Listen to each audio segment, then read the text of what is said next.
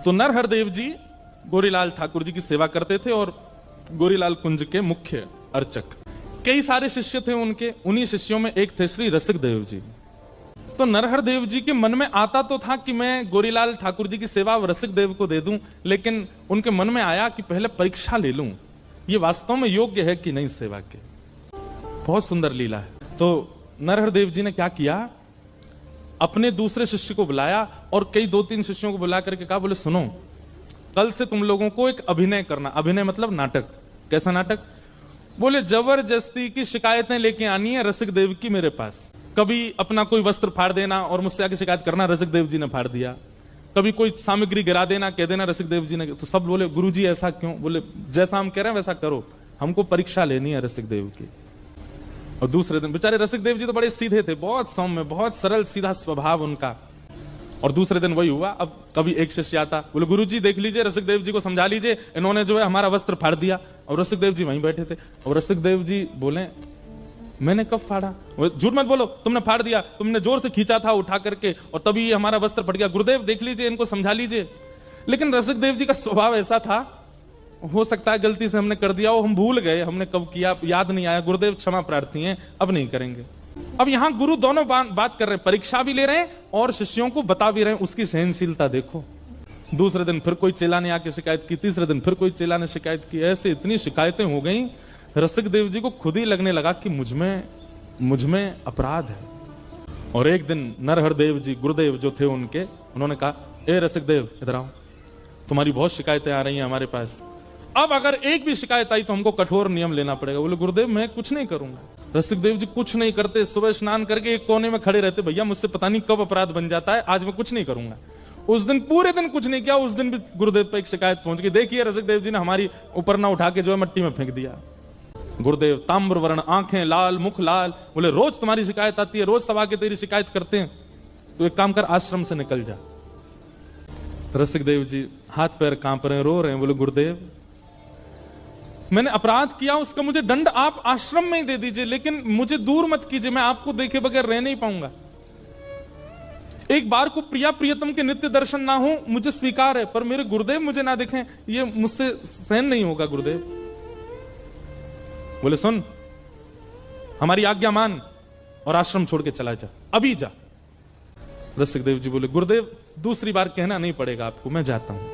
और अपने सब गुरु भाई जो शिकायतें करते थे वो अंदर ही अंदर वे सब रो रहे हैं, क्योंकि रसिकदेव जी ने कुछ किया नहीं, वो तो गुरुदेव करवा रहे हैं। सबसे क्षमा प्रार्थी हो गए, मुझे क्षमा कर देना गुरु भाई, मैंने जो किया मुझे क्षमा कर देना। और अपने गुरुदेव की चरण रज को लेकर के एक पोटली में और आश्रम को प्रणाम करके, गोरीलाल जी को प्रणाम करके निकल गए।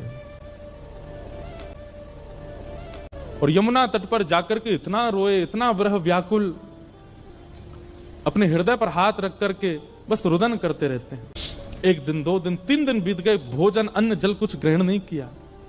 लेकिन रसिकदेव जी के इतनी ख्याति थी कि उनके कई वैष्णव बाहर के ऐसे थे ब्रजवासी जो उनको घेरे रहते थे, तो वे सब लाते, उनको प्रसाद पवा देते, उनकी सेवा कर देते। पर रसिकदेव जी व्याकुल पड़े रहते, मेरे गुरुदेव ने मुझे दूर कर दिया अपने से। यमुना तट पर बैठे हैं, कुछ दिन लगे उनको ठीक होने में, संभलने में। कुछ दिन बाद संभल गए, वृंदावन की परिक्रमा करते, रच का तिलक करते, यमुना जी को प्रणाम करते, अपना भजन करते, गुरुदेव का मानसी चिंतन करते, मन में चिंतन करते। लेकिन एक दिन इतनी व्याकुलता बढ़ गई, बिना गुरुदेव को देखे महीनों निकल गए हैं। तब उन्होंने अपने एक साथी को बुलाया और कहा सुनो, बोले एक सेवा करोगे? बोले क्या? मेरा नाम मत लेना, पर तुम जाओ और गुरुदेव से जाके निवेदन करो कि गुरुदेव स्नान करने के बाद जो उनके पुराने वस्त्र होते हैं ना, वो तुम्हें दे दिया करें। तुम ऐसा कहना कि तुम धो के सुंदर उनको इत्र आदि लगा करके स्वच्छ करके गुरुदेव को दे दोगे, पर तुम लाके मुझे दे दिया करना। मुझे एक सेवा तो गुरुदेव की मैं यहां बैठे बैठे करूं। वो व्यक्ति गया और नरहरदेव जी से जाके निवेदन किया, गुरुजी हमारी प्रार्थना है कि आपके जो वस्त्र हैं वो धोने की सेवा हमारे परिवार को मिले। नरहरदेव जी बोले अरे तो इसमें क्या बात, ठीक है कल से हम तुमको दे दिया करेंगे। अब वो व्यक्ति गया और नरहरदेव जी गुरुदेव के जितने वस्त्र होते थे ला करके रसिकदेव जी को दे देते। रसिकदेव जी पहले तो गुरुदेव के वस्त्रों को लेते, फिर उनको प्रणाम करते, फिर उनकी सुगंधी लेते, उन्हीं को वंदन करते, उन्हीं से लिपट लिपट के रो लेते, मेरे गुरुदेव के वस्त्र हैं। और फिर उसके बाद सुंदर जल से उनको स्वच्छ करते, सुखाते, वही उनकी सेवा, नाम जप और गुरुदेव के वस्त्र धोना, यही उनकी सेवा थी। गुरुदेव के 2 वस्त्र हैं, ऊपर का कुर्ता, नीचे की धोती, यही युगल सरकार मान लेते हैं, इन्हीं की ऐसी आराधना करते और उसमें बढ़िया इत्र लगा करके भिजवा देते। नरहरदेव जी को बड़ा सुख मिलता, उनका भजन में और सुख बढ़ने लगा। वो वस्त्र धारण करते प्रिया प्रियतम के प्रति और भाव बढ़ने लगा उनका। जब अपना भाव बढ़ता देखा ठाकुर जी के प्रति, 2-4 दिन में उनको लगा इतना प्रेम पिछले बीते सालों में मुझे ठाकुर जी से नहीं हुआ, ये जब से ये वस्त्र धोके लाने लगा मेरा प्रेम ऐसा अटूट हो गया ठाकुर जी से। एक दिन उसको बुलाया, बोले इधर आ, वो वस्त्र तू ही धोता है? जी गुरुदेव। वो झूठ मत बोलना, अगर तेने झूठ बोला तो मैं श्राप तो नहीं दूंगा, लेकिन गुरुदेव के सामने झूठ बोलेगा तेरा भजन नष्ट हो जाएगा। वो घबरा गया, बोले गुरुदेव मैं नहीं धोता हूं, क्षमा, दृष्टता क्षमा करें। आपके परम रसिक शिष्य श्री रसिक देव जी वो यमुना तट पर बैठे, आपने उनको दूर कर दिया गुरुदेव, वो बहुत रोते हैं आपकी व्याकुलता में, वो आपके वस्त्र धोते हैं। मैं आपसे वस्त्र लेके वहां चला जाता हूं, वो धोते हैं। वो आपके युगल वस्त्रों को युगल मान करके पूजा करते हैं, सेवा करते हैं, इत्र लगाते हैं, धोते हैं, सुखाते, फिर भेजते हैं। नरहरदेव जी के नेत्र बंद हो गए, नेत्रों में आंसू आ रहे हैं, क्योंकि इतना प्रेम ठाकुर जी के प्रति किसी सामान्य की सेवा से नहीं हो सकता। लेकिन नरहरदास जी ने अपने चेहरे, अभी परीक्षा पूरी नहीं हुई और महाराज उतार करके वस्त्र उसके मुंह पर मार दिए। बोले सुन, लेकर के जा और उसके मुंह पर मार करके बोलियो अभी तो आश्रम से निकाला, मेरी आज्ञा है वृंदावन छोड़ के चला जाए, छोड़ दे वृंदावन। वो घबरा गया, बोले गुरुदेव ऐसा मत। बोले नहीं तो तुझे भी निकाल दूंगा, जाकर के कह दे उसको वृंदावन छोड़ के चला जाए। अब वो जो रोज गुरु जी के वस्त्र लाता था, आज वो रोता रोता रसिक देव जी तो प्रतीक्षा करते थे गुरुदेव के वस्त्र आ रहे होंगे, बड़े व्याकुल दौड़ करके आधे रास्ता में बोले आज तुम खाली आता है, वस्त्र नहीं लेकर के आए गुरुदेव के। चरणों में गिर गया, बोले कि मुझे क्षमा कर दें, गुरुदेव ने एक आज्ञा दी है और मैं वो आपको सुनाना चाहता हूं। रसिक देव जी बोले मेरे लिए आज्ञा दी? बोले हाँ। बोले क्या आज्ञा? बोले गुरुदेव कह रहे हैं कि आप वृंदावन छोड़, उन्हें पता चल गया कि आप सेवा कर रहे हैं वस्त्रों की, इसलिए गुरुदेव ने आज्ञा दी है कि आप वृंदावन छोड़ के चले जाओ। सुनते ही रसिक देव जी के नेत्र सजल हो गए, विचार कर रहे हैं ऐसा अपराध मैंने क्या किया, आश्रम से निकाल दिया, वृंदावन से भी दूर। अरे गुरुदेव के अलावा ये वृंदावन ही तो था, ये लता गुल्म पत्र यमुना जी और ये रज ही तो थी जिससे मेरे प्राण बच रहे थे, अब इससे दूर कैसे जाऊं? लेकिन गुरु की आज्ञा है। जो उनकी थोड़ी बहुत सामग्री थी उठा करके अपने कंधे पर टांग करके श्री रसिक देव जी वृंदावन छोड़ के चले गए और वृंदावन छोड़ करके अब मथुरा में रहने लगे। कम से कम ब्रज में तो रहूं। अब फिर वही हुआ, महीनों तक तो उनको लगा ठीक होने में, महीनों बाद जब रसिक देव जी ठीक हुए, थोड़े व्यवस्थित हुए, गुरुदेव की याद आने लगी, तो ठीक होकर के अब सोचने लगे गुरुदेव के दर्शन तो कर नहीं सकता, वस्त्र भी छू नहीं सकता, कैसे क्या करूं? लोग बाग आते थे रसिक देव जी से मिलने, दान दक्षिणा चढ़ाते थे, रसिक देव जी सब इकट्ठी करते, पहले तो लेते ही नहीं थे लेकिन फिर इकट्ठी करने लगे और इकट्ठी करके महीना में जितनी दक्षिणा इकट्ठी होती, किसी सेठ को बुलाते मथुरा के और सेठ से कहते सुनो वृंदावन में गोरीलाल कुंज है ना, वहां जाना और वहां के जो श्री महाराज जी हैं उनको अपनी तरफ से, मेरा नाम नहीं लेना, अपनी तरफ से निवेदित कर देना, कह देना ठाकुर जी की सेवा के लिए कुछ दक्षिणा है। सेठ जाता, सेठ गया, जाकर के महाराज खूब सारा धन, जैसे ही उसने नरहरदेव जी को प्रणाम, बोले ठाकुर जी की सेवा के लिए उत्सव के लिए थोड़ी राशि है महाराज जी स्वीकार करो। महाराज जी बोले अरे वाह भैया बढ़िया, अब चलो महाराज ठाकुर जी का बढ़िया उत्सव करेंगे हम इससे। और धन ले लिया, धन लेकर के खूब सुंदर उत्सव किया। उत्सव हुआ वृंदावन में और विश्राम घाट मथुरा में नाच रहे थे श्री रसिक देव जी की आज ठाकुर जी का उत्सव हो रहा है, मेरी सेवा कैसे भी गुरुदेव स्वीकार तो कर रहे हैं। रसिक देव जी को अब तो चाव होने लगा, जो भी आकर के कुछ देता सब इकट्ठा करते और इकट्ठा करके फिर उस सेठ को बुलाते, बोले सुनो ये इस महीने गुरुदेव को दे आओ। 2-3 बार सेवा आ गई वृंदावन, चौथी बार नरहरदेव जी के मन में आई, बोले बहुत बड़ा दानवीर नहीं बनना है ये, महीना भर की सबरी कमाई ला करके और यहाँ चरणों में अर्पित कर देता है, ये सेठ इतना बड़ा दानी, इसके चित्त में इतना दान कहां से आ गया? सेठ लोग तो 1 साल में 1 बार दान करते हैं, 10 साल तक गाते हैं, ये हर महीने आ जाता है लेकर के। नरहरदेव जी ने कहा ए सुने धरा सेठ, ये धन तुम्हारा है? गुरु जी उसको भी सौगंध दे दी, बोले देख तेरा नाश हो जाएगा, ऐसा हो जाएगा, मुझसे झूठ मत बोलना, सत्य बताइए धन किसका है? सेठ जी घबरा गए, बोले आपके शिष्य श्री रसिक देव जी वो मथुरा में हैं, महीना में जितने उनके पास शिष्यगण आते हैं जो भी कुछ चढ़ाते हैं सब इकट्ठी करके मेरे हाथ भिजवा देते हैं। ताम्र वर्ण हो गया, लाल पड़ गई आंखें गुरुदेव की, और उठा करके सारा धन फेंक दिया उसके ऊपर और कहा लेकर के जाओ इसको और जा करके उसके मुंह पर मारना। उसको आश्रम से निकाल दिया, वृंदावन से निकाल दिया, अब भी पीछा नहीं छोड़ता है, कुछ ना कुछ करके यहां भेजता रहता सामग्री। क्या दिखाना चाहता है? और उसको आज्ञा देना, यदि गुरु के प्रति निष्ठा रखता है तो अब ब्रज छोड़ के चला जाए। सेठ जी वापस गए और रसिक देव जी के चरणों में वह दक्षिणा अर्पित कर दी। बोले कि गुरुदेव बहुत नाराज हो गए, आज उन्हें पता चल गया कि आप सेवा भेजते हैं और उन्होंने आज्ञा की है कि आज सूर्यास्त होने से पहले पहले ब्रज छोड़ के चले। रसिक देव जी अपनी सामग्री सब उठाई और तुरंत निकल गए वृंदावन, ब्रज छोड़ करके। और ब्रज छोड़ करके अपने जन्म स्थान बुंदेलखंड के पास मध्य प्रदेश में पहुंचे और वहीं रहने लगे। अब ना तो सेवा कर पाते हैं, ना सेवा पहुंचवा पाते हैं, कुछ नहीं करते, केवल वहां बैठे बैठे मानसी में गुरु का स्मरण करते हैं। नित्य अपने गुरुदेव का त्याग नहीं किया, नित्य मानसी में प्रिया प्रियतम और प्रिया प्रियतम के चरणों में बैठे गुरुदेव और इन तीनों की उपासना करते हैं श्री रसिक देव जी महाराज। अब तो वर्षों बीत गए, वृंदावन देखा भी नहीं रसिक देव जी ने। कुछ वर्ष बाद श्री नरहर देव जी बुंदेलखंड यात्रा पर गए और जैसे ही बुंदेलखंड यात्रा पर गए तो पूरे बुंदेलखंड के वैष्णव समाज इकट्ठा हो गया, सबने खूब स्वागत किया। इतने बड़े रसिक संत आए हैं वृंदावन से। कुछ लोगों ने जाकर के श्री रसिक देव जी से कहा, बोले आपके गुरुजी आए हैं बुंदेलखंड, आप वृंदावन नहीं जा सकते, आपको अधिकार नहीं है, कम से कम यहां उनका दर्शन कर लीजिए, वो नगर भ्रमण पर निकले हैं, आप बाहर आ जाइए ना, हम लेके चलते हैं, आप दूर खड़े होकर ओट में से दर्शन कर लेना।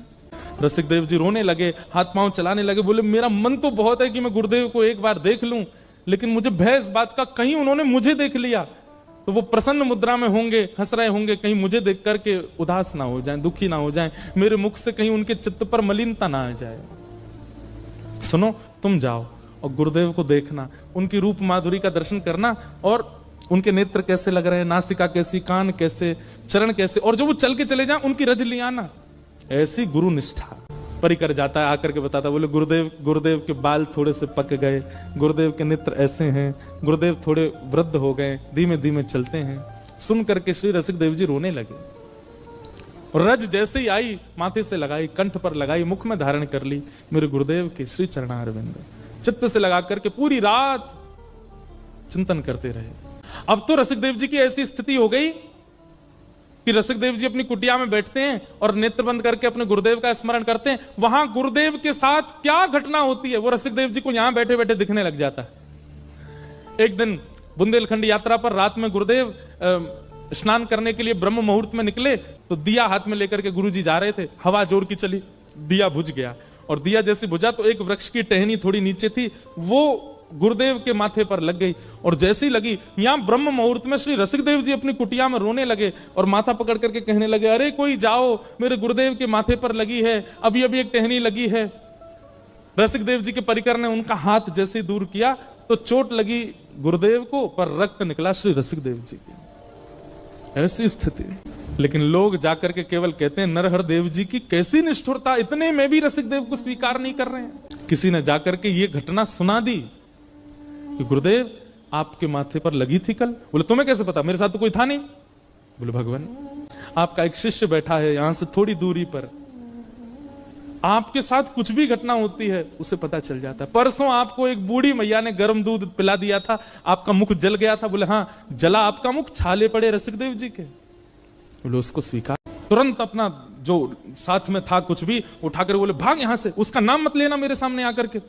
अब तो रसिक देव नरहर देव जी के संग रहने वाले जो और शिष्य थे ना, उन सबको लगने लगा हमारे गुरुदेव की बुद्धि को क्या हो गया है। स्वयं कह करके उसकी शिकायतें करवा दी, हम लोगों से झूठी झूठी शिकायतें सुन करके उसको निकाल दिया, आश्रम से निकाला, वृंदावन से निकाला, ब्रज से निकाला और अब भी उसको स्वीकार नहीं कर रहे हैं। ये चाहते क्या है। और इतने क्रोध में आ गए, रसिक देव जी का नाम सुनते ही तुरंत शिष्यों से बोला अभी वृंदावन चलो, अब नहीं रहना यहां पर। शिष्यों में से भी कई लोगों ने कहा, बोले गुरुदेव ऐसा स्वभाव आपका पहले तो नहीं था, आप ये किस प्रकार का व्यवहार कर रहे हैं रसिक देव। बोले मुझे मत सिखाओ, चलो यहां से। बड़े बड़े संतों ने, बड़े बड़े आचार्यों ने, बड़े बड़े भक्तों ने जाकर के नरहर देव जी से कहा कि रसिक देव को स्वीकार कर लो, पर उन्होंने नहीं किया। ऐसी परीक्षा तो किसी गुरु ने नहीं ली। नरहर देव जी वापस वृंदावन आए और वृंदावन में जैसे गोरीलाल जी की सेवा में पहुंचे तो अब तक तो और बालक सेवा कर रहे थे, आज जैसे ही आप स्वयं सेवा में गए तो आपने क्या देखा, भीतर विराजमान युगल सरकार प्रिया प्रियतम के नेत्रों से अश्रु गिर रहे हैं। नरहर देव जी ने तुरंत पर्दा किया, चरणों में गिर गए, बोले सरकार जय जय, आप क्यों रुदन कर रहे हैं, सेवा में कोई चूक हो गई, रसोई सिद्ध नहीं हो रही, आपके श्रृंगार में कोई कमी हो रही है, आप क्यों रुदन कर रहे हैं सरकार? किशोरी जी आज्ञा देकर के कहने लगे, बोले अब हमसे ये देखा नहीं जा रहा है, अब परीक्षा की पराकाष्ठा कर रहे हैं आप। इतनी परीक्षा तो कभी श्याम सुंदर नहीं लेते, इतनी परीक्षा की भावना तो कभी किसी देव चित्त में नहीं आती, जितने कठोर हृदय से आप रसिक देव की परीक्षा ले रहे हैं। हमारी आपसे प्रार्थना है, रसिक देव को अब स्वीकार कर लो। नरहरदेव जी उठ करके नृत्य करने लगे, बोले मैं बस इसी की प्रतीक्षा कर रहा था कि आप कहो कि उसको स्वीकार करो। मुझसे सबने कहा, आचार्यों ने कहा, शिष्यों ने कहा, पर मैं रसिक देव की भक्ति आपके मुख से सुनना चाहता। आज नरहरदेव जी का एक अलग रूप दिखा, जो इतने निष्ठुर, इतने कठोर हृदय के बन गए थे पिछले कुछ वर्षों में, आज वो द्रवित हृदय, इतने दिन का भरा था हृदय में, नेत्रों से अविरल अश्रुधार गिर रही है। और अपने सब शिष्यों से कहने लगे, मेरे प्राण, मेरे जीवन, मेरे अत्यंत प्रिय रसिक देव को कोई लेकर के आओ। शिष्यों ने जाकर के श्री रसिक देव जी को कहा, बधाई हो गुरु भाई, श्री गुरुदेव आपको वृंदावन बुला रहे हैं। और ये शब्द सुनने के लिए रसिक देव जी के कान तरस गए थे कि मुझे गुरुदेव पुकारे। पैदल ही निकल पड़े बुंदेलखंड से, रोते बिलखते श्री रसिक देव जी आए वृंदावन। और जैसी गोरीलाल कुंज में आकर के श्री गुरुदेव को आज वर्षों बाद देखा, लिपट गए एक दूसरे के अंक से। यहां दोनों का मिलन हो रहा है और भीतर प्रेमाश्रु पुलकित हो रहे हैं श्री श्यामा श्याम के नेत्रों से अविरल अश्रुधार। कभी कभी सिर पर हाथ फेरते हैं, कभी हृदय से लगाते हैं, कभी माथे को चूमते हैं गुरुदेव। बोले रसिक देव तेरी बहुत परीक्षा ली मैंने, लेकिन तेरी निष्ठा की बलिहारी, एक बार भी तेने मन में मेरे प्रति कोई दुर्भाव नहीं रखा।